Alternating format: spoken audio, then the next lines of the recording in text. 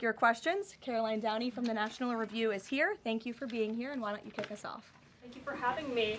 On the criticism that immigration enforcement has become arbitrary or not particularly prioritizing, Democrats have been circulating this statistic that only 14% of illegal aliens arrested under this administration are violent criminals, but we know that in deep blue cities with progressive district attorneys, it's common to plead down serious violent crimes into less serious offenses, which could be distorting those numbers. So given that backdrop, does the administration still stand by the messaging that you're targeting the worst of the worst, and does this prevailing narrative tell the whole story?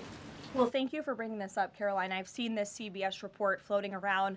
There's a lot of liberal talking heads and pundits and Democrat elected politicians who think that this single story and these statistics and the way they are painted is somehow a shot at this administration. It is not, and let me correct the record. Number one, the Trump administration has been clear from day one that any illegal alien present in this country is subject to deportation. However, the priority, of course, is going after the convicted criminals, the worst of the worst, the murderers, the pedophiles, the rapists in this country.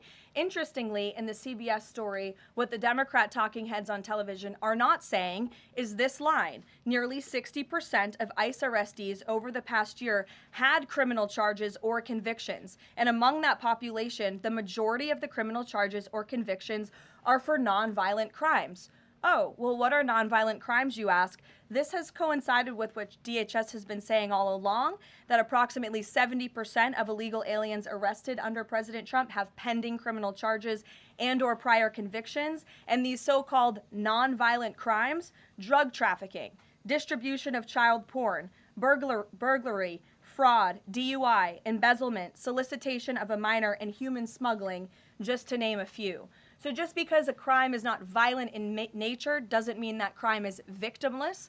And I can guarantee every single person who is out there on television right now pointing to these statistics that were taken out of context by CBS News would not want an illegal alien convicted of the distribution of child porn or fraud or DUI living in your community. So the Trump administration will continue our focus on deporting all illegal aliens present in our country with a focus on the worst of the worst criminals.